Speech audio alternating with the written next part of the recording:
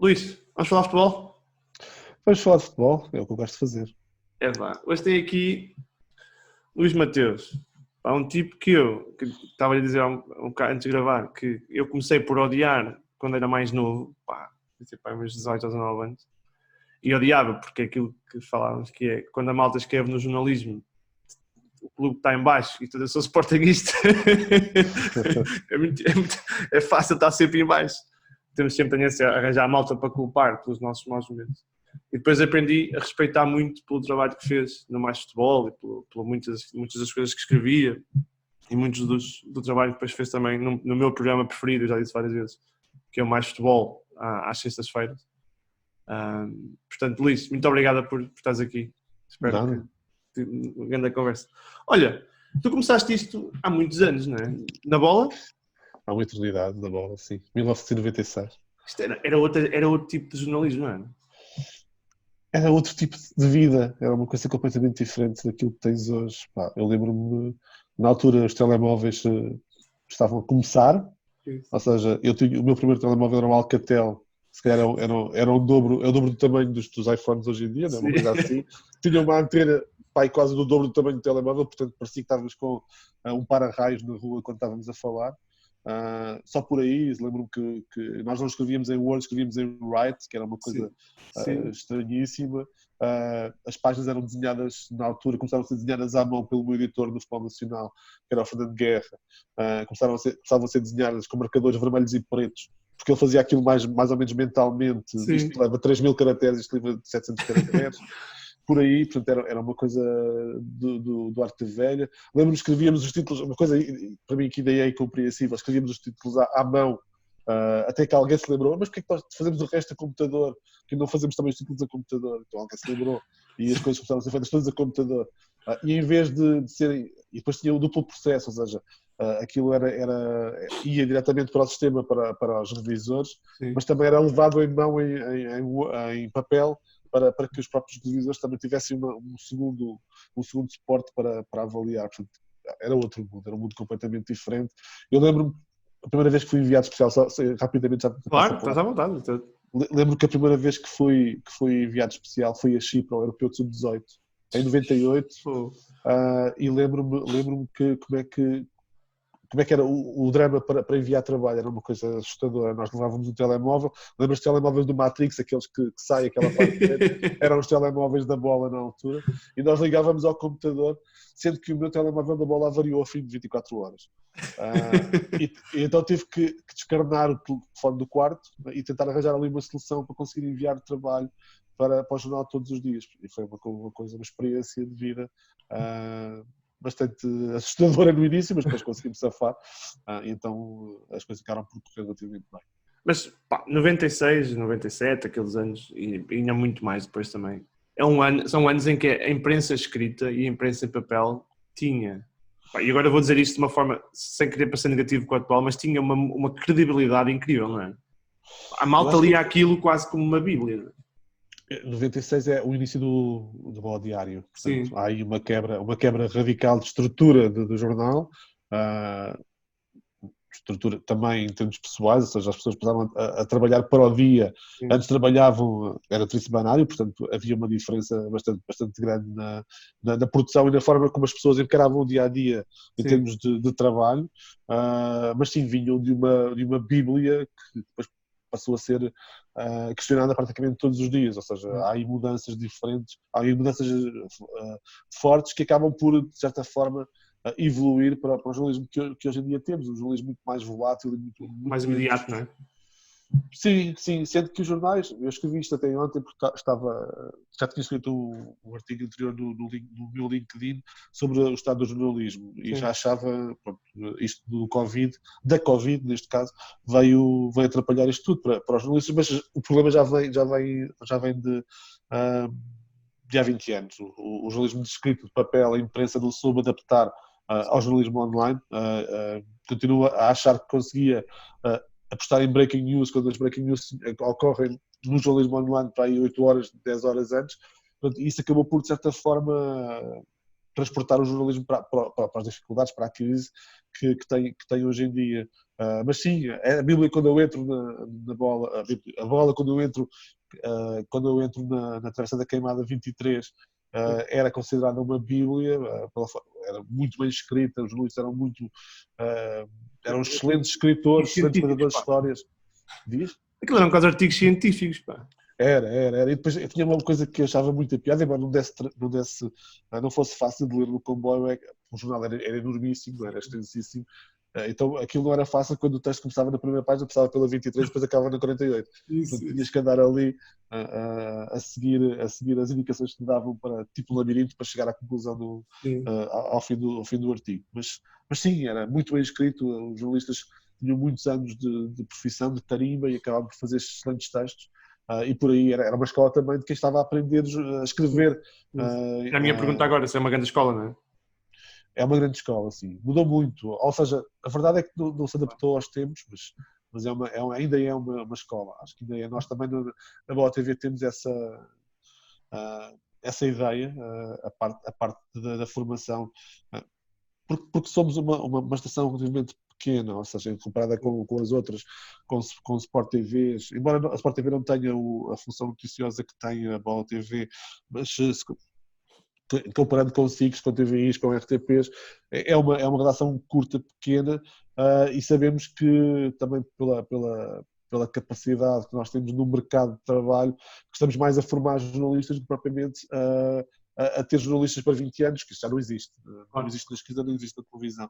Portanto, essa parte formadora também faz parte da Bola TV, e eu sinto-me satisfeito por conseguir dar essa parte de mim, tentar ajudar os jornalistas a crescerem também. Sim. E tu tiveste, e já vamos falar um bocado mais à frente, mas tu tiveste naquele que para mim foi, eu vou dizer isto um bocado, na minha opinião, sem ter dados, mas talvez um dos mais disruptivos jornais online, que foi o Mais Futebol, que eu acho que rompeu completamente com aquilo que era feito do ponto de vista do online e por aí fora. Sim. Para ti que estiveste nisso, tu assististe muito rápido, em primeira pessoa, com o Mais Futebol e o crescimento do Mais Futebol, o que é que também é a mudança do ponto de vista de comportamento do jornalista, não é? Eu acho que o jornalista antigamente, e tu corriges-me, o jornalista que fazia escrita, era muito mais de ir buscar o conteúdo e escrever, e agora tem que ser muito mais rápido, e o que também tem o problema de não teres necessariamente tempo ou vontade de fazer validação de fontes, de fazer contra-prova, e portanto vais escrevendo muita coisa sem necessariamente estás a escrever corretamente. Isso é tudo verdade, mas uma coisa que nós forçávamos do Mais Futebol era nunca escrevíamos nada sem ter a certeza absoluta daquilo que estávamos a escrever.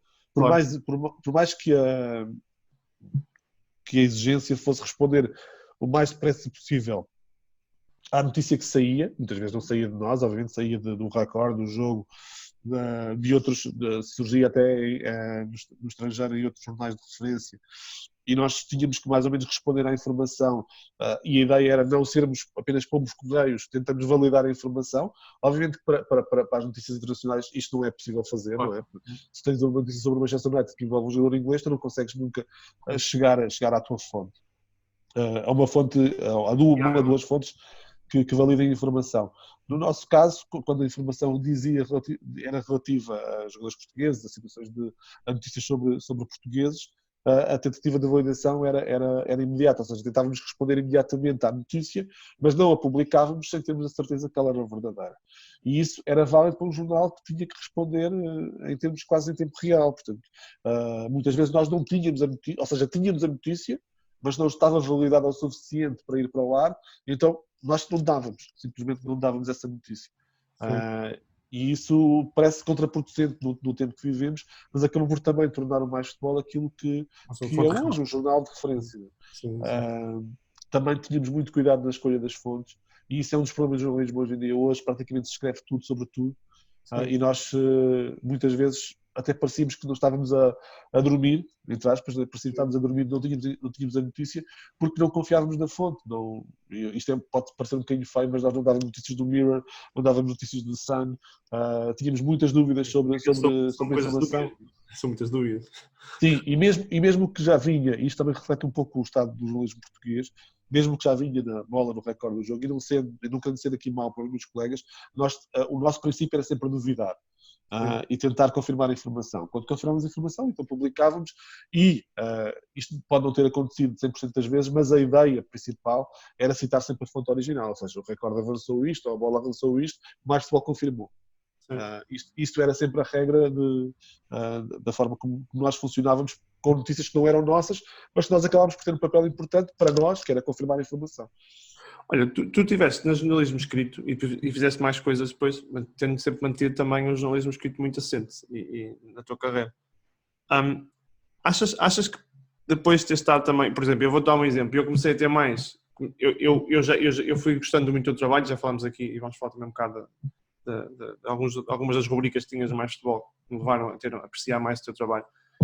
Porque depois tens esse problema de quem é leitor, não é? Como eu, que nós sofremos, entre aspas, não é que sofremos, eu por acaso até sou um gajo porreiro, nem ligo muito a clubitos, mas há malta que é muito clubite. E portanto, quando estás a ler um artigo, não estás a ler o jornalista, estás a ler se isto ataca o teu clube. E portanto, tu acabas por ter muita dificuldade em expor a qualidade do teu trabalho, porque nós, de lá de cá, estamos muito biased para aquilo que estamos a ler, né? Nós escolhemos muito rapidamente o que é bom, o que é mau, por se fala bem do meu clube ou fala mal do meu clube. Sim, acho que é um pouco por aí, sim. É difícil, não é? É complicado. Não é para te atingir a ti, mas eu costumo dizer que Portugal não tem cultura desportiva, ou seja, o que tem é a cultura clubística, né? As pessoas só lhes interessa aquilo que diz respeito ao seu clube ou que diga mal dos clubes dos clubes dos outros, porque aí reforça a ideia do seu clube.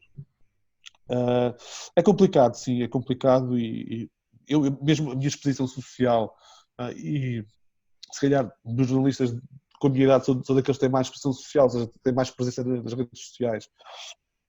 Acabei por ter uma interpretação muito, muito dura daquilo que me chegava, ou seja, acabava por não responder a todas as pessoas, acabava por deixar passar algumas coisas que me atingissem de certa forma, mas que não fossem graves, mas tudo o que era ofensas pessoais e profissionais eu acabava por bloquear essas pessoas porque não tinha sequer paciência para aturar. Isso é um pouco a minha forma de funcionar nas redes sociais, ou seja, se querem discutir um tema de forma intelectual e de forma saudável, eu estou disponível para discutir qualquer tema.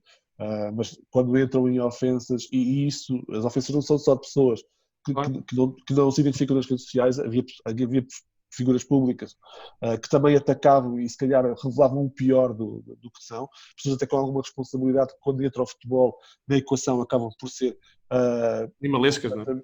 Animalesca, exatamente, que acaba por mudar um pouco o seu pensamento crítico, o seu pensamento mais racional, acaba por transformá-los em coisas que elas não sabem que estão a mostrar que são. E por isso eu acabei por me distanciar um pouco das pessoas que não queriam discutir o assunto, não tentei explicar e só de me aproximar das pessoas que realmente queriam discutir o assunto em termos intelectuais, em termos racionais. Mas sim, é difícil explicar porque tu não podes...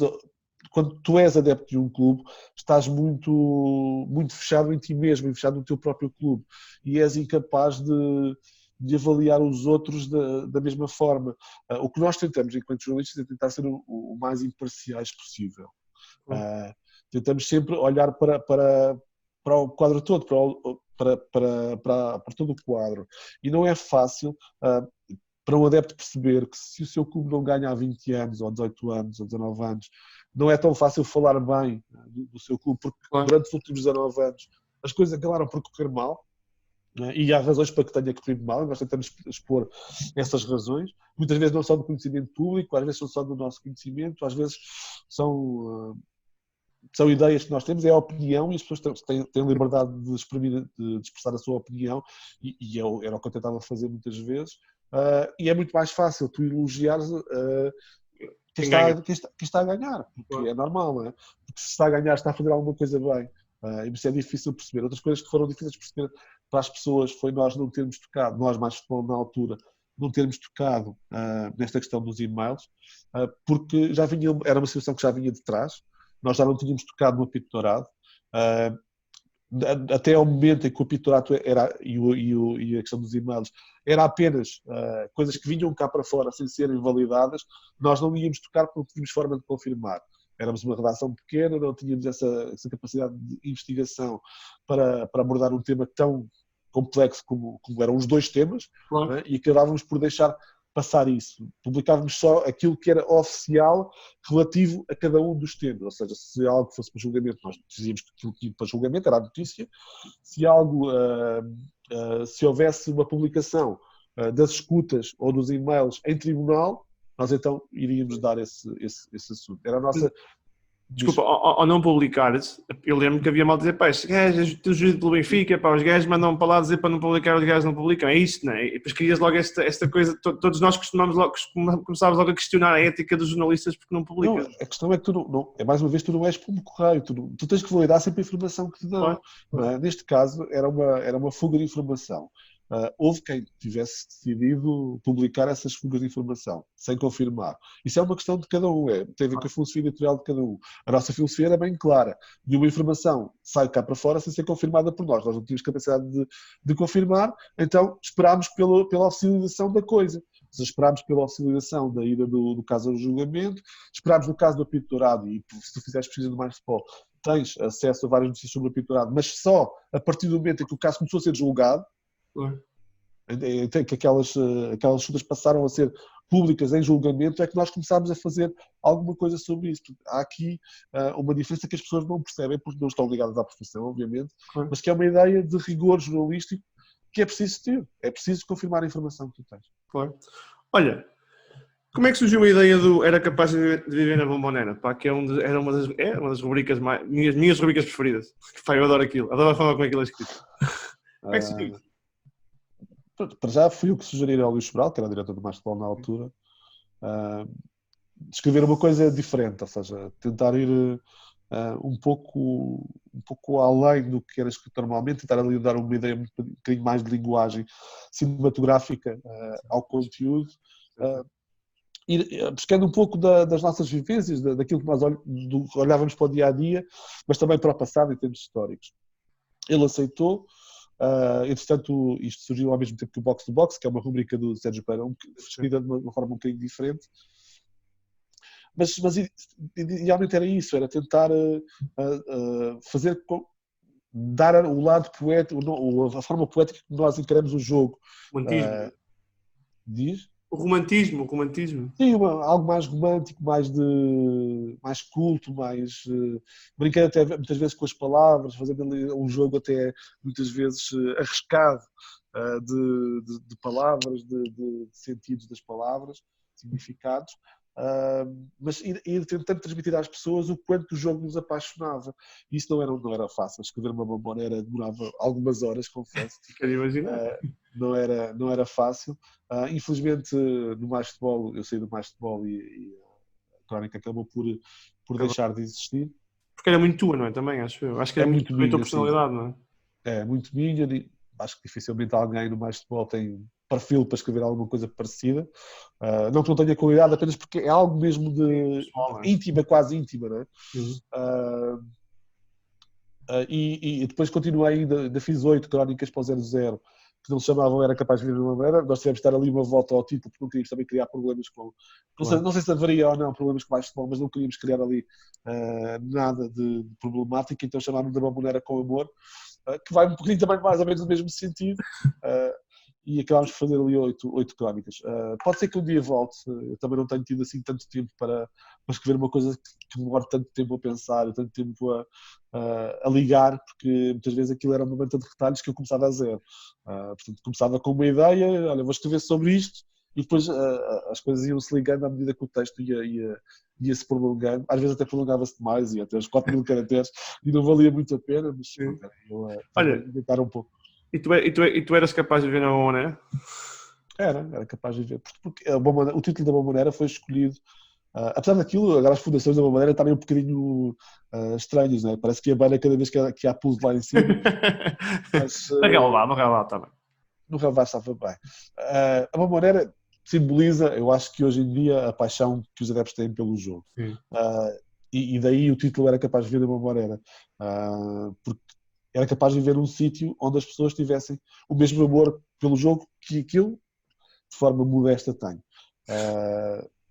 Porque é isso que eu gostaria de estar a viver com as pessoas hoje em dia. Gostava de estar a viver num país que tivesse cultura desportiva, que amasse de facto o jogo e não o seu clube, que conseguisse discutir os jogadores do adversário de certa forma imparcial, ou seja, valorizando também os jogadores do adversário e não ficando cegos perante esses mesmos jogadores, gostava que se apreciasse, embora a Bombonera, obviamente, é uma coisa muito específica, são adeptos do Boca Juniors. Claro, Tu tens lá adeptos, mas é um vê estado lá místico, jogadores. não é? É mística, é uma mística. A mística do ambiente Futebol. pelo jogo, a paixão pelo jogo. E apesar daquilo ser clubístico, como quiseres, acaba por não ser. Eu queria transportar a ideia da Bombonera para o resto do futebol, não obviamente para o Boca Juniors, que por acaso é o meu clube preferido da Argentina, não tem nada a ver com isso. Eu também, portanto, está bom. Pronto, transportar um pouco a ideia do gostar do jogo para o jogo todo e obviamente por ser um símbolo da dedicação que os adeptos têm ao jogo, neste caso ao seu clube, mas mais ao jogo. Olha, qual é o futebol que te apaixona? É difícil, acho que todo o futebol tem coisas que me apaixonam. Eu não consigo. Eu acho que isso é um pouco explicar a forma de eu ver o jogo. Eu não consigo escolher uma ideia de jogo, por exemplo. Não consigo gostar mais do futebol associativo do Manchester City do que do gegenpressing e da verticalidade do Liverpool. Ou seja, eu gosto dos dois, das duas formas. Apaixonei-me um pouquinho pelo futebol alemão nos últimos anos. Mas não foste ao Simeone, foste tanto o City e o Klopp. O Simeone também tem algumas coisas, né? Também, se olhares para o lado da forma como o Atlético defende, com aquelas ganas. Cinismo. Também faz parte do jogo, tudo faz parte do jogo. Eu descrevi várias vezes no Twitter e muitas vezes fui criticado por isto, mas para mim é tão bonito um gol em transição com 3 toques como um gol com 40 toques ou com 50 toques. Para mim é exatamente igual. Depende da forma como for o gol for interpretado, a jogada for interpretada e como se começa de uma baliza à outra, ou neste caso do emissor da mensagem até ao receptor, que será a baliza contrária. Não é? Isto para mim diz um pouco da forma como eu olho para o jogo. Não gosto de rótulos, não gosto de fixar do treinador, gosto tanto de Guardiola como gosto de Klopp, também gosto um bocadinho de Simeone, portanto, não é até por aí. Portanto, o futebol é um todo, tu vais metendo experiências, mas estava a dizer que me apaixonei um bocadinho pela Alemanha nos últimos anos, porque também comecei a fazer a Bundesliga para a Eleven na altura. E eu comecei a olhar com mais detalhe para as equipas que iam aparecendo, como o antítese do Bayern Munique, né? Os Leipzig, os Mönchengladbach da vida.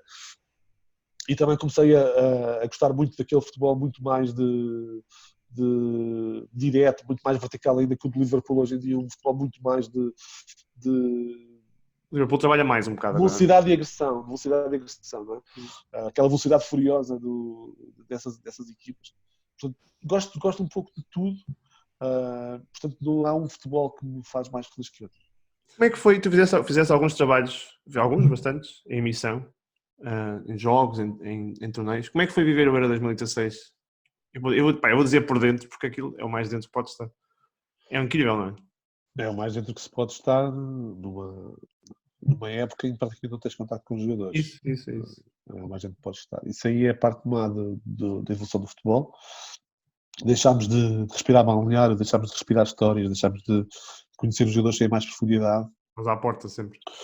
Sempre à porta, se calhar a 10 metros de distância, praticamente, conferências de imprensa apenas, ou algumas saídas que eles faziam, neste caso no Euro 2016, para falar, para conviver um bocadinho com os imigrantes, que estavam em grande presença em Paris, obviamente por viverem lá, mas estavam a acompanhar de forma evidente, ou de forma muito, muito massiva, a seleção nacional. Foi um crescendo essa vivência desse Euro 2016. Foi sempre na dúvida, porque Portugal não jogava o suficiente para ser campeão europeu, ainda hoje não joga para ser campeão europeu.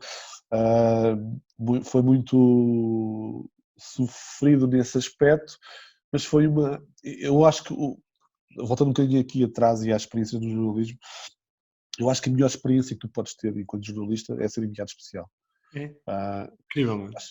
és dono de ti mesmo, geras o teu tempo da forma que queres, não tens a pressão de ter que reagir ao minuto às coisas que estás a fazer. Fui muito mais vezes enviado especial no Mais Futebol do que na bola, porque pelo tempo que passei no Mais Futebol. Mas consegues gerir o teu tempo, consegues controlar, consegues pesquisar fora, pesquisar coisas interessantes, consegues dar às pessoas coisas interessantes, histórias interessantes. E eu, pela minha própria natureza de gostar de ser, quando vou para fora, ser um bocadinho individualista, ou seja, procurar estar sozinho no dia de trabalho, não seguir um pouco a corrente dos outros jornalistas que se juntam um bocadinho em grupo e vão almoçar juntos, jantar juntos. Procuro fazer a minha vida um pouco à parte, e acabo por ter ali algum espaço para também fazer coisas diferentes. É a parte melhor. Obviamente depois tens algumas maluqueiras que acabam por resultar bem. Eu lembro-me porque no Euro 2016 fui da cidade até ao estádio a pé, e encontrei 3 ex-jogadores da Hungria pelo caminho, eles meteram conversa comigo, eu acabei por meter conversa com eles e consegui fazer ali uma história que até metia o Mr. Lionel Pontes ao barulho, porque um deles tinha sido treinado por ele. Portanto, era uma coisa que normalmente não te acontece, né? Não vais na rua, não encontras 3 jogadores que vão para um estádio e metes conversa com eles. Aconteceu por aqui, aconteceu surgir assim, e foi uma das histórias giras do Euro, contadas, obviamente, depois há outras que não se podem contar, mas que também foram engraçadas. Eu acho que eu nunca tirando o fim dos jogos, e tu começas a analisar o que se passou, e eu praticamente só fiz Portugal, não fiz jogos, fiz um jogo da Alemanha em Lille, porque aluguei um carro e fui para o norte, porque Portugal estava a jogar em Lã, então fiz ali mais uns quilómetros e fui para Lille e voltei a Paris de carro. Mas tive muito sempre, no Euro 2006 foi sempre diferente, porque estive sempre muito preso à TVI, por questões que tinham a ver com orçamento, como a TVI faz parte do mesmo grupo, era muito mais fácil, em termos de orçamento, estar ao lado da TVI, até para de certa forma complementar o trabalho deles. Eu estava muitas vezes em direto a comentar o estado da seleção, muitas vezes durante os treinos, às vezes às portas dos hotéis, fazendo ali um trabalho mais ou menos conjunto, mas os momentos em que estava sozinho acabava por me sentir bem e fazer este tipo de coisas. Mas eu só me dei conta eu cheguei ao fim, para te dar a ideia, o Éder marca o golo, e tu tens toda a gente a festejar à minha volta e eu estou a escrever, faço um gesto com a mão, nem sequer era muito normal para a imparcialidade dos jornalistas, faço aquele Sim. para marcarmos. Minutos antes estava a comentar, precisamente com o meu diretor na altura. Eu fui para o Euro, já sabia que ia ser diretor Mais Futebol, já havia essa passagem de segundo, não era oficial, mas ia acontecer depois quando regressasse. Mas o meu diretor na altura, que era o Nuno Madureira, estava no Messenger a falar comigo, e eu estava a dizer: olha, queres ver que é o Éder que vai marcar isto, que vai entrar e vai marcar isto? E ele disse: pá, não, isto vai a penaltis e ganhamos nos penaltis. Pá, isto, pá, o Éder. Tem que ser o Éder. Ser Para ser épico tem que ser o Éder, não é? Tem que ser o Éder. Pá, e a verdade é que acaba por marcar, é um gol com alguma felicidade. Até por tudo quando se é dá ali uma meia falta do João Moutinho sobre o Griezmann, até que acaba por fazer Há 3 lavabos do Éder a dominar a bola. Pá. 3 dificuldades, sim, 3 ali momentos em que o Éder não consegue dominar completamente bem a bola, mas tudo o resto é épico. Portanto, a forma como a bola entra, o facto de o Ronaldo ter ficado cedo fora do jogo, as traças, tudo isso acaba por ser capaz, ainda bombom, aquele de bombonera, pá. Tudo bem, assim. Mas eu, só para concluir, já estava a chegar à zona mista, cá em baixo, Portugal já era campeão europeu. Passa por mim o Luís Sobral, que foi meu diretor do Mais Futebol e que agora trabalha para a Federação, e eu não lhe dei os parabéns. Ele virou-se para mim e disse: está tudo bem? E eu disse: está tudo bem. Não dei parabéns, não tinha que ir em mim, Portugal já era campeão europeu, porque tudo o que estava antes não levava a cair, e também porque eu ainda estava muito vestido na minha personagem de jornalista, ou seja, estava muito focado naquela retidão, naquele equilíbrio que não me deixava festejar. Obviamente depois a cortina desce, eu vou para o relevado, vou com outros jornalistas e vou também instalar umas bolas lá no meio das traças, e depois a viagem para Lisboa no dia seguinte já é completamente de descompressão. Passávamos por carros na autoestrada ainda em França, estávamos por caminhonetas, por caminhões conduzidos por portugueses e girávamos e andávamos ali festejávamos à medida que íamos para cima de Lisboa, mas foi sempre foi sempre uma vivência um bocadinho distante pelo facto de ser jornalista, porque eu tenho muito essa ideia de o jornalista acaba aqui e o adepto começa ali, portanto para mim custa-me um bocadinho vestir camisa, apesar de ter feito o mais futebol, por exemplo, aparecer com um cachecol, para mim estava-me a custar fazer aquilo, porque acho que vai um pouco contra aquilo que me ensinaram enquanto jornalista, da independência do teu objeto, e isso não aconteceu naquele momento. Aconteceu durante todo o Euro até o momento em que depois acabámos de ir para Lisboa e então pude soltar tudo o que estava lá dentro e então Portugal era campeão europeu. Foi incrível, pá. Aquilo é incrível ver aquilo por fora. É uma coisa absolutamente incrível. Sim. Aquilo sabes que falávamos há um bocado da Bombonera e nós jogamos mal. Epá, não jogamos para ser campeões europeus. E jogar mal é uma questão, é diferente. O bem ou mal, deixa para o Mister decidir. Mas o que é um facto é que tu, antes de ir para a final e tu olhas para a França a jogar a bola, tu pensas, pá, isto nem a Bombonera nos safa aqui, pá, não vai ser fácil. Aqui, é tudo épico, não é? Eu diferencio aqui dois conceitos, que é, um deles é jogar bem ou mal e o outro é jogar bonito. Portugal nunca jogou bonito, ou seja, já não joga bonito desde o Euro 2000, praticamente. 2000, 2004, 2000 talvez. O jogar bem é diferente. O jogar bem é fazer, durante o jogo, criar vários processos que te aproximem da baliza de forma correta para poder chegar ao golo. Não é o que o Pepe fazia para o Cristiano Ronaldo, que era fazer diagonais, pontapé para a frente, a tentar achar o Cristiano Ronaldo por cima da tua segunda fase de construção, que era o meio campo. Tu não tinhas meio campo no Euro. Isso era problemático, era a forma como tu criavas jogo. Tínhamos grandes jogadores para fazer um bom meio campo, não é? Que é uma coisa que tinhas Santos, não tinhas o Bernardo Silva na altura, lesionou Santos no Euro, foi a tua grande baixa, tinhas o Renato. Sim, tinha jogadores suficientes para fazer um futebol diferente, muito mais ligado, muito mais associativo, como as pessoas gostam de dizer hoje em dia. Esse futebol muito mais de jogadores mais próximos e em tabelas sucessivas. Tinhas essa capacidade. Obviamente não estamos aqui a esperar que Portugal jogue como Manchester City, não tem nada a ver com isso, mas ver ali ideias diferentes do que ser simplesmente um pontapé para a frente. Há poucos dias estava a rever o Portugal País de Gales nas meias finais. Confesso que adormeci, porque é um jogo, é mais fácil adormecer quando não tens a ansiedade de ver como é que o jogo vai acabar, porque já sabes como é que o jogo vai acabar. Mas o jogo foi muito, muito fraco e baseado nas mesmas ideias desde o início. Aquela ideia que o Fernando Santos transmitiu ao fim do primeiro jogo, depois do empate frente à Islândia, que era, às vezes temos que saber jogar feio.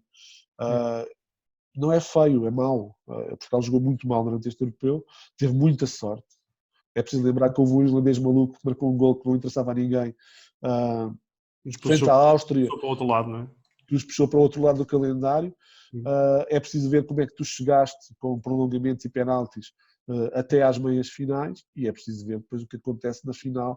A França teve muito mais jogo do que tu, tiveste algumas oportunidades, é verdade, mas a França teve muito mais jogo que tu, mais uma vez, e acabaste por ter a sorte de alguém se lembrar de fazer o que geralmente nunca faz, que é rematar de longe 2 terços.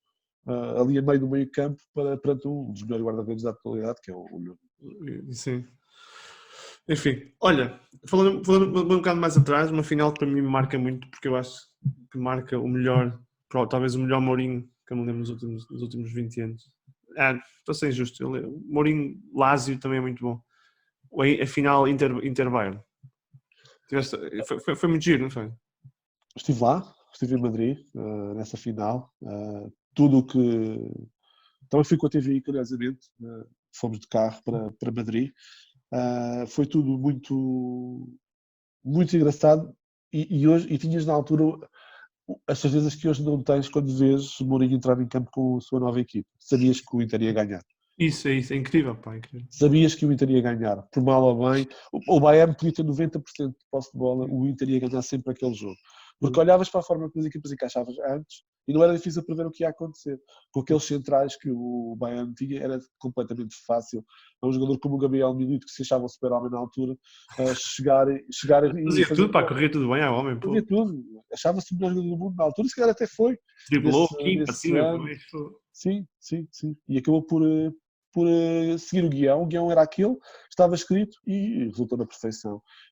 Também é simbólico que tenha sido em Madrid. O Mourinho vai para lá a seguir e é simbólico aquela conversa com o Materazzi, depois no fim estão a chorar. Nós também já sabíamos que ia acontecer, portanto era inevitável que o José Mourinho fosse para o Real Madrid. Eu acho que ainda é um bocadinho injusto essa análise que o melhor Mourinho acaba em Milão. Eu acho que acaba em Madrid. Acho que a época que é campeão é uma época fantástica. Sim, sim, sim. Com talvez a melhor equipa em termos de clube da história, acaba por fazer Sim. um campeonato incrível e a jogar bem, não a jogar defensivamente, a jogar ao ataque, acaba por ser talvez a última grande época de José Mourinho. Aquela vitória em Barcelona com o gol do Ronaldo, calma, né? O calma. Exatamente. Tudo isso fantástico. Acho que depois Mourinho perdeu-se um bocadinho. Perdeu-se um bocadinho nos seus fantasmas, perdeu-se um bocadinho na forma como se desligou dos jogadores que treina.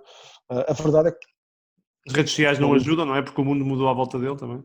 Ele mudou à perdeu volta muito dele. aquela Sim. capacidade de ter os jogadores à volta dele, porque aquilo fechava-se tudo, né? Agora é tudo muito mais aberto, as redes sociais, os Pogba. Ele fechava-se como uma capa em cima do jogador, ou seja, era ele que a primeira barreira de para evitar proteção, para evitar que de certa forma os seus jogadores fossem atingidos. Isso fazia com que não houvesse praticamente pressão nenhuma numa grande equipa como o Real Madrid ou como o Inter de Milão.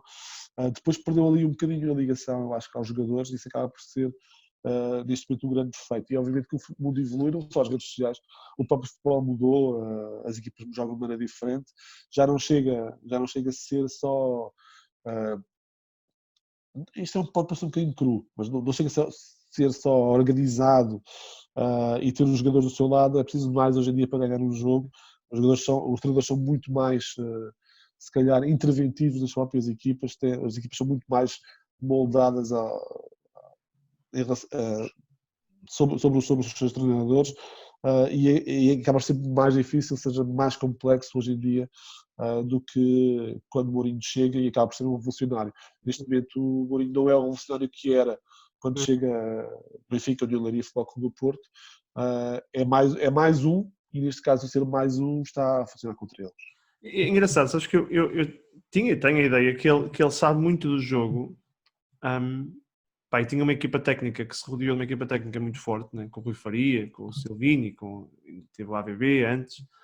A ideia que eu tenho, e eu sem querer jogar o Missa, porque obviamente sabe muito mais futebol do que eu, é difícil de explicar como é que o Mourinho, que conseguia pôr o Porto a jogar, a dar 4-0 à Lazio, uma super Lazio, 4-1, uma super Lazio, um jogo fantástico, um jogo para mim incrível, uma equipa que conseguia, com todas aquilo que aconteceu à volta da viagem do Barcelona, mesmo assim, ganhar 3-1 ao Barcelona de Guardiola. E atenção que esse Porto é recrutado em Portugal, não é? Claro, e Derleis e Maciéis e não sei. Nuno Valente, Paulo Ferreira. Sim, uma equipa criada meio em Portugal. E depois, o Real Madrid, obviamente, que já é uma dimensão diferente. E eu tenho muita dificuldade em entender o que é que o Mourinho perdeu do ponto de vista técnico, do ponto de vista de jogo, para que hoje as equipas do Mourinho sejam, e eu vou dizer isto com toda a instância, são muito previsíveis. O futebol é muito pouco intenso, tu muito rapidamente percebes o que é que ele vai fazer, ele não muda muito, deixou de fazer os mind games como ele fazia, aquilo tornou-se um tipo carrancudo, quase chato, e isto é engraçado, não é? Porque vês o futebol evoluir e tu vês o Mourinho que eu tenho como um treinador de topo, que de alguma forma não acompanhou esta evolução, não é? Sim, mas é muito difícil explicar. Claro. Eu acho que a principal é essa, é o Mourinho mais rodeado de mais fantasmas, o Mourinho a acreditar menos nos jogadores, o tipo de jogadores que o Mourinho tem são diferentes do que aqueles que tinha no início. Não é o Lampard, não é o Terry, não é aqueles gajos que morriam por ele, não é? Sim, exatamente. Ou não são os Zanetti da vida Zanetti, também, isso. percebe? Mesmo no Real Madrid, apesar de ter sido campeão uma vez, acaba por ter dificuldades em ligar-se àquelas figuras, aos Sérgio Ramos, Não era um plantel aos a Mourinho, não é? Casillas. Não era um plantel a Mourinho. Não é um plantel de trabalho a Mourinho e isso acaba, e sobretudo tem demasiadas grandes figuras e parece-me que é aí que também se perde um pouco a incapacidade de controlar o jogador como ele controlava antes. Mourinho transformava um jogador mediano, não queria ofender, mas Paulo Ferreira, lateral direito mediano, mediano alto talvez, mas olhas para o fim de carreira de Paulo Ferreira e percebes o que ele desce sem Mourinho, e acaba por transformá-lo no melhor lateral direito da altura, talvez. Sim. Isso é incrível, a capacidade, o que acrescentava Mourinho aos seus jogadores. Sim, também. O que ele acrescentava aos seus jogadores era muito mais do que poderia acrescentar, neste caso, a grandes craques. E ele não conseguiu agarrá-los. Não consegue agarrá-los da mesma maneira, também é muito mais complicado. Obviamente que o trabalho é muito mais difícil. Claro. Tu não falas para um Pogba, não exiges de Pogba aquilo que tu podes exigir a um Pedro Mendes, a um Costinha, percebes? A um Alanichev, por exemplo. Eu acho que, desculpa interromper, eu acho que tocaste no ponto. O Mourinho que gosta de ser professor, não é? Tem muita dificuldade em trabalhar com malta que não quer ser aluno.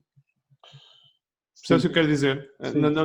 Tu do lado de cá não queres receber informação como se fosses o meu professor. E se tu reparares, depois está uma coisa ligada à outra, porque se tu não consegues falar para eles, depois eles já são os culpados, então tu já não os consegues proteger, já não os queres proteger porque eles não fazem aquilo que tu lhes pedes.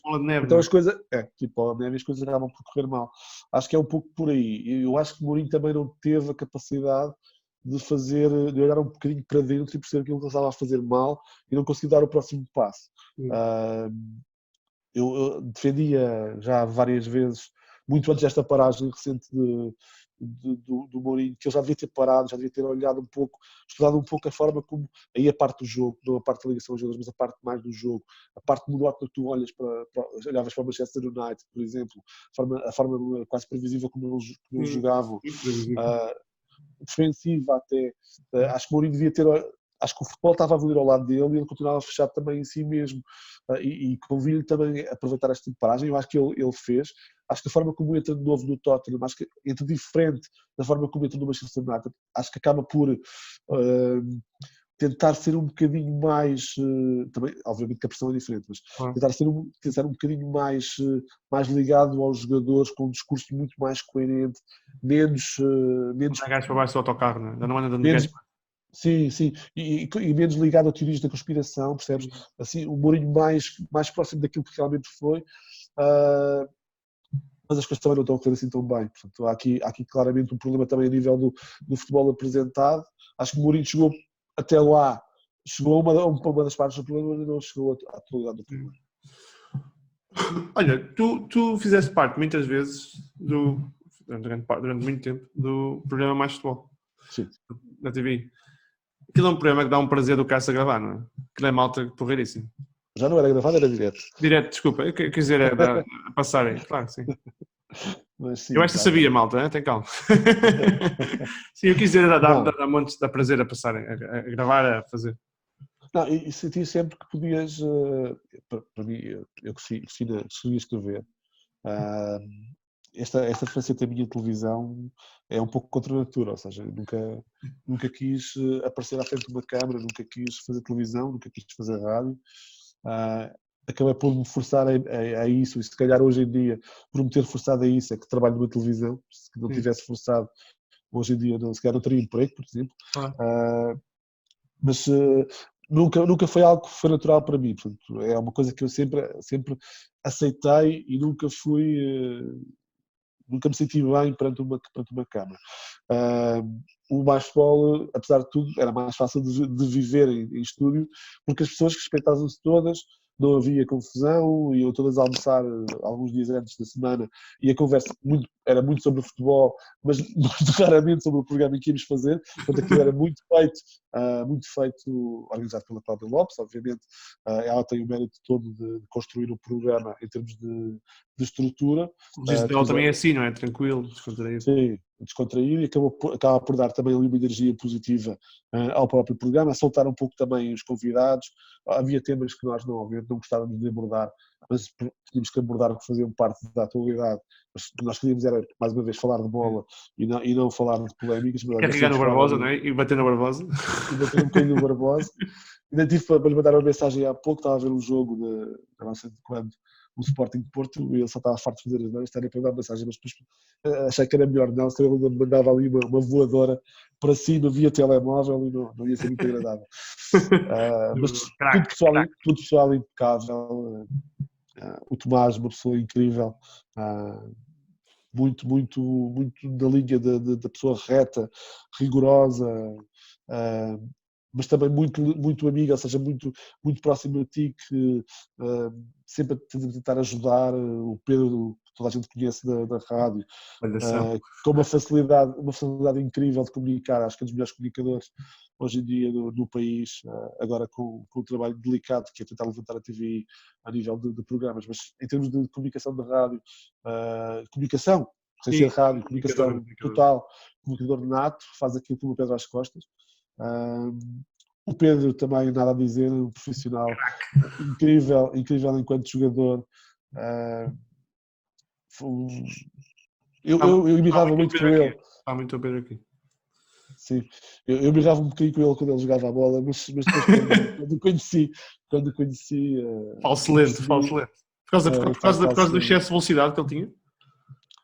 Um bocadinho por aí. Uma vez brinquei com ele, mas eu já tinha falado até com o Nuno Madureira, mais uma vez chamá-lo aqui à discussão, que era o anterior diretor do Mais Futebol, e ele fazia muito uma comparação, ele dizia ao Nuno, o Nuno faz lembrar o Letizier, aquele jogador inglês do Southampton. E eu, olha, se calhar faz, que a gente é parecido. E eu uma vez virei para o Barbosa e disse, tu és um bocado Letizier, és um Letizier português. E eu, não sou nada, não tenho nada a ver com isso. Não sou... Aquilo... Ainda temi pela minha saúde, mas a coisa acabou por passar. Mas é um bocadinho o Letizier, o jogador com muita qualidade, mas depois joga no seu próprio registro.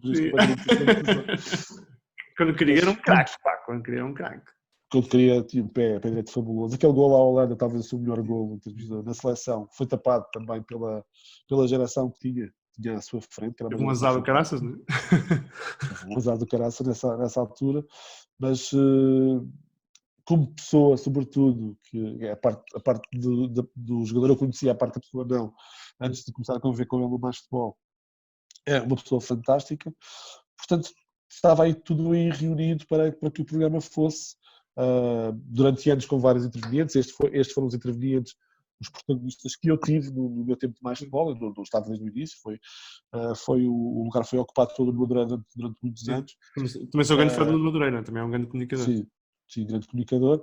E portanto estava tudo conjugado para que de facto o programa fosse solto, divertido e que tocasse sobretudo o essencial do jogo, que era o mais interessante. Olha, e pegando um bocado no registro de Mais Futebol, qual é que é o teu Mundial? O Mundial de 86. É? Em 82 era um bocadinho novo, tinha apenas 8 anos. Obviamente que lembro do Sarriá, do Itália-Brasil, desse jogo. Lembro particularmente desse jogo, mais do que até da final. Não me lembro do Maradona, para desgraça minha, não estava muito atento ao Maradona na altura. Mas depois 86 compensou, porque aí já sabia que era Diego Armando, e sabia, e depois foi assistir à pior seleção do Mundial, ser campeão do mundo com o melhor jogador do mundo. Incrível. Aquilo era Maradona, aquilo é que me dizia o Pinto Costa para o Paulo Futre, aquilo é mesmo Maradona e mais 10, não é? Sim, havia o Henrique, que jogava umas coisinhas, o Valdano, o Borrochaga, eram jogadores, tinham a sua capacidade. Mas depois depois Coutinho, o Brown, o Passarella teve uma crise intestinal então abandonou o Campeonato do Mundo, segundo o próprio Maradona quando tem livro, teve um problema de desarranjo, então nunca mais apareceu. Na altura em que a braçadeira também passa de passarela para Maradona. Com o Bilardo, com o pior, aliás, falta juntar isso, é a pior equipa do Mundial, com o pior selecionador da história, a ser campeão do mundo com o melhor jogador do mundo. Combinado, pá, aquilo é quase como o Fernando Santos em 2016, com todo o respeito para o Fernando Santos. Sim, mas a seleção que tu tens é comparavelmente melhor. A seleção que tens em 2016 é comparavelmente melhor do que a Argentina em 86. Pois é um Mundial que eu também vejo com mais atenção, obviamente. Tem Maradona, acaba por. O meu, se calhar, segundo grande herói, primeiro foi Rui Costa. Estamos. Sim. Sabes que este programa chama-se 10 por causa do Rui Costa, pá. Ah, é? Não sabia. Sou um grande mas... Rui Costa, pá, craque. Sim. Eu depois, a primeira saída que eu faço como jornalista é um jogo da Fiorentina no Estádio da Luz. A Fiorentina vem jogar cá, a Taça das Taças, com o Benfica. E é o meu primeiro serviço, sim. É o meu primeiro serviço enquanto jornalista. E eu lembro que na altura a Fiorentina estava em blackout, silêncio estampa. E o Rui Costa pede desculpa, não vai falar no Estádio da Luz. E está assim de lado no antigo Estádio da Luz, na velha Luz, e está assim de lado e eu vou ter com ele e peço-lhe a camisola. E eu, como jornalista, não era uma coisa que eu não deveria fazer, mas nessa altura ultrapassou-me e ele, como olhando para mim assim um bocadinho de alto para baixo, como pessoa que não conhecia à sua frente, dizer desculpa, mas já prometi a 10 pessoas e não tenho mais para dar. E eu, claro, obviamente, Rui, pronto, não há qualquer problema. Mas ele ainda me disse, olha, para voltar amanhã, pode ser que eu arranje. E eu, pronto, já não voltei porque era o dia do jogo e não estava marcado para isso. Sabes que eu ainda esse é o meu primeiro grande herói, obviamente que o meu primeiro, à mesma altura que Maradona surgiu em 86 e já é o meu herói dos anos seguintes, apesar de eu no Itália 90 ter sido pela Alemanha e não pela Argentina, porque a Argentina jogava um futebol miserável a 0-0. Eu era mais pelo Matheus e companhia do que provavelmente pela Argentina. Parece um bocado crime dizer isto, mas na altura era verdade. Mas 90-91, Campeonato do Mundo de Júniores em Lisboa, portanto, acaba por Costa depois pegar aí no bocadinho do testemunho. Maradona ainda dura ali mais 11 anos, mas já muito intermitente. Portanto, os meus dois primeiros heróis são Maradona e o Rui Costa. Eu lembro-me que saio do Argentina e Inglaterra, da mão de Deus e do gol do século, e saio a correr as escadas. Nós jogávamos à bola no empedrado, asfalto, nas traseiras da minha casa, saio a correr pelas escadas abaixo e vou para esse sítio onde jogávamos a bola e acabo por perguntar: vocês viram aquilo? Que era o gol do século, a passar por 6 jogadores ingleses, que nem ia derrubá-los com o dominó até chegar ao Peter Shilton Então é o Mundial que marca mais. Depois também o Itália 90 é fraquinho, só há pouco a Inglaterra e Itália pouco mais. A Alemanha acaba por ser campeão do mundo, mas também jogaram futebol. 94 é horrível. 98 tem algumas coisinhas, mas já é a parte profissional a funcionar, já é um bocadinho desligada, um bocadinho mais desligada da paixão, portanto já não é muito, não é olhado da mesma forma. Sim. Isto muda um bocadinho a ti, porque é um pouco o que eu digo aos meus amigos às vezes. Eles perguntam-me como é que tu consegues ver um jogo hoje em dia? Eu disse, não da mesma forma. Não consigo olhar para um jogo e não tentar perceber o que está a correr mal e o que está a correr bem para ambas equipas. Não consigo olhar para um jogo e perceber este jogador está a fazer sentido aqui ou não está a fazer aqui. Tu, quando és adepto, não estás a olhar para um jogo assim. Estás a olhar para a beleza do espetáculo. Essa parte já perdi há muito tempo. Já não olho para o jogo da mesma maneira. Às vezes eu tento desligar, tento ver aí alguns campeonatos um pouco fora da caixa para tentar ver só por ver, mas acaba por tentar sempre analisar qualquer coisa, olhar para este jogador é capaz de evoluir, é capaz de ter alguma coisa interessante no futuro. É um bocadinho por aí. A forma e daí também a parte do seres mais imparcial ou mais parcial. A partir do momento em que tu, pelo menos eu falo por mim, a partir do momento em que eu evoluo na profissão, o futebol é uma coisa completamente diferente, não é vivido da mesma maneira. E daí também ter explicado a parte do Euro 2016. Para mim, até ao momento em que entro no carro da TV e começo a viajar para Lisboa, nada aconteceu antes. Houve aquele momento do relevado a estar traças e bolas, mas pouco mais, ir para casa, ir para o hotel, neste caso, descansar, dormir, e depois no dia seguinte fazer a viagem, então aí solto, poder festejar um pouco. Ou seja, a forma como tu olhas para o futebol, o jornalista deve olhar para o futebol, ou como eu, se quiserem tomar como exemplo, que não é esse o meu objetivo, como eu olho para o futebol, enquanto estou a ver futebol, não há, é tudo muito analítico, não é nada Não há adeptos, não há emoções. não há emoções ali. Olha, e o Johan Cruyff? Tenho muita pena não ter visto jogar. Que figura, pá. Tenho muita pena não ter visto jogar, a maior influência do jogo, assim de repente, pelas ligações não só à escola holandesa, Van Gaal, embora Van Gaal fosse o arqui-inimigo, até pela forma que olhava para o jogo muito mais trabalho, muito mais estruturado. Muito mais estratégico, muito mais delineado ao pormenor do que Cruyff. Mas vários outros treinadores, Hiddink, por exemplo, Ronald Koeman também são descendentes diretos de Cruyff, Van Basten também, que teve pouco tempo na seleção, mas também era descendente direto dele, Rijkaard também, teve uma carreira demasiado curta também. E depois as ligações, obviamente, a Guardiola e ao Barcelona, a Luís Henrique também, e depois a tudo o que Guardiola faz, espalhado pelo mundo, desde o Barcelona até a Baviera, a Alemanha, a Bayern e a Inglaterra.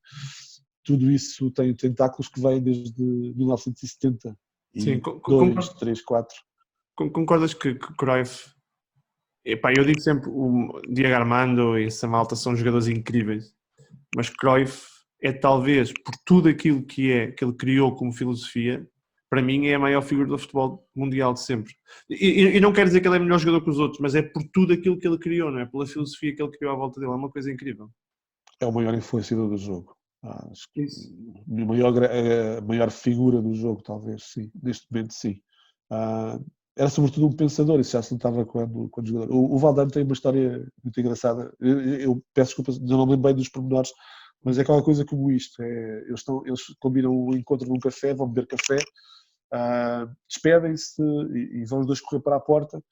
Há ali uma luta para ver quem é que chega primeiro e dá passagem ao outro. E o Valdano mete a mão primeiro à maçaneta, mas não consegue abrir a porta. E o Cruyff chega lá e diz: esta abre para dentro. Portanto, era alguém que já estava a pensar mais à frente de como ia chegar à porta e abrir primeiro do que o próprio Valdano. E o Cruyff era um bocadinho isso em tudo. Pensava sempre muito no jogo à frente dos outros e daí ter tido uma influência tão grande no futebol como teve, não só diretamente pelo que foi ainda como treinador, pela criação do Dream Team do Barcelona, mas também por todas as ramificações que isso teve, com o aparecimento de Guardiola, de forma como vai buscar Guardiola às escolas e acaba por fazer de Guardiola uma das principais figuras do seu jogo, e depois de Guardiola fazer o mesmo. Vamos ver se isto não terá ramificações, por exemplo, em Xavi e Iniesta, por exemplo. Sim, é provável. Vai ter continuidade, sim. Xavi já começou a carreira de treinador e Iniesta ainda há poucos dias disse que o exemplo de Xavi faz com que ele pense em treinador também. Claro. E acho que é mais, não é? Há de ser mais, sim. Acho que é uma filosofia incrível, Eu vivo na Holanda, portanto aqui é Cruyff e mais 10. Sim. Filosofia incrível. Olha, qual é que é o momento que mais te marca no futebol? Eu sei que tu, como jornalista, é difícil, mas aquele que se pensares agora, arrepia-te. Mas que é vivido como jornalista? Como tu quiseres. Qualquer momento que no futebol tu hoje te arrepie, acho que é aquele que te arrepia mais. Seja como jornalista, seja como adepto, qualquer um. Arrepiou-me o Estádio da Luz depois da morte de Eusébio, por exemplo. Estive lá, sim. É incrível. É incrível. Arrepia-me a morte de Fer. Estava a trabalhar no Mais Futebol na altura, estava a editar e é um dos momentos mais marcantes da minha carreira, porque nós já sabíamos sempre tínhamos informação que o Fer tinha morrido, mas eu até ao último minuto deixei estar tudo como estava, ou seja, não pus nenhuma manchete, não pus nenhuma notícia, e tive que ir gerindo uma redação que estava partida emocionalmente pelo que estava a acontecer. Tinha 2, 3 miúdas à minha frente a chorar, que tive que mandar para casa. Uma delas conhecia pessoalmente o Nicolas Ferrer, e nessa altura foi para casa, não estás aqui a fazer nada, não te quero aqui, vai descansar. E com o resto da redação mais estável emocionalmente, tive que preparar o background do que já sabia que tinha acontecido, a morte do jogador húngaro do Benfica. Ou seja, tive que pedir a um jornalista, sem ter a confirmação oficial, para começar a pesquisar mortes do estádio, para termos esse artigo de dar maior profundidade ao que estava a acontecer. Eu próprio escrevi a notícia da morte, mas não deixei parada à minha frente, tinha a manchete parada também à minha frente, só dizer Ferrer e depois com a data de nascimento e data de morte em preto, lembro-me como se fosse hoje. E a gestão disto é obviamente muito, muito complicada e foi uma das coisas que mais me marcaram na carreira. Obviamente, como jornalista, foi muito interessante fazer o Euro de Sub-18 em Chipre, foi a minha primeira saída. Tive algumas outras, mas essa, porque foi um mês e foi muito tempo fora de casa, também me marca de certa forma. Não sei, acho que pouco por aí. O Euro 2016 também, de certa forma, acaba por te marcar, porque te liga a um maior momento da seleção até hoje, em termos de resultados. Acho que por aí. Não tenho assim mais momentos. Já tens muito. Lembro. Diz isso. Não, continuo. Ia dizer que estamos a fechar e acho que a forma como explicaste o momento do FER é ideal para fechar com uma coisa que eu acho que é importante as pessoas perceberem, que é os jornalistas também são seres humanos. E não são só a malta que escreve. Também são. Têm família, têm emoções, têm ideais. Nem todos têm os mesmos ideais, nem todos têm as mesmas emoções, nem todos vivem o momento da mesma forma, mas são todos pessoas que, sobretudo, acho que merecem respeito. Acho que o momento que hoje estamos a viver não diz muito respeito ao jornalismo desportivo, que foi aquilo que eu abracei durante grande parte da minha carreira. Foi esse jornalismo. Tive aí uns momentos em que saí do próprio jornalismo e até do jornalismo desportivo. Estive a organizar o IOL, o portal IOL, e mexia com muito mais do que futebol e do que desporto. Mas a minha carreira está muito no jornalismo desportivo, mas neste momento é que não afeta particularmente, ou afeta, mas não é o principal do momento em que vivemos. É preciso perceber a importância que tem o jornalismo na vida das pessoas e no Estado democrático. O jornalismo é muito importante, se calhar merecia ter apoios mais evidentes e não condicionados, ou seja, mais evidentes por parte do Estado, mas que não de facto condicionassem a sua liberdade, que é muito importante, como disse, no Estado democrático, e merecia também sobretudo o jornalismo português, merecia ter um público que de facto se importasse, ou um público que gostasse de ler, que está longe de acontecer, gostasse de ler jornais, também está longe de acontecer, gostasse de estar atualizado e a partir de estar atualizado pudesse formar as suas próprias opiniões, também está longe de acontecer. No caso do jornalismo desportivo, também gostaria de ter um público, obviamente, que tivesse uma cultura desportiva diferente e privilegiasse o desporto e a modalidade acima do seu próprio clube. Isso melhoraria muito no nosso trabalho. E, voltando à questão, por tudo isto, acho que os jornalistas merecem respeito e nesta fase delicada da profissão, acho que ainda merecem mais respeito. Luís, forma perfeita de terminar isto. Grande abraço. Um abraço, obrigado.